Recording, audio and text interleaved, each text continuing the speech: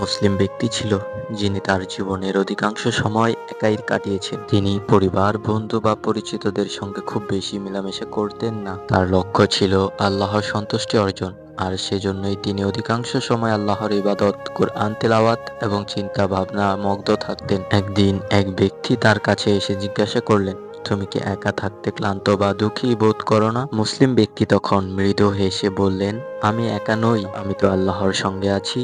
আমি যখন নামাজে দাঁড়াই তখন আমি আমার প্রভুর কাছে থাকি, আর আমি যখন কোরআন পাঠ করি আমি আল্লাহর বাণী শুনি, আর আমি যখন চুপচাপ থাকি তখন আমার হৃদয় আল্লাহর জিকির করতে থাকে। যারা আল্লাহর সন্তুষ্টি চায় তারা কখনোই একা থাকতে পারে না। এই গল্প আমাদের শেখায়, জীবনে একাকিত্ব যদি আল্লাহর পথে হয় তাহলে সেটি প্রকৃত পক্ষে একাকিত্ব নয়। আল্লাহ সর্বদা আমাদের সঙ্গে আছেন, এবং আমরা যদি তার প্রতি আমাদের ভালোবাসা ও ইবাদতের মনোযোগী হই তবে কোনো প্রকার একাকিত্ব আমাদের স্পর্শ করতে পারবে না।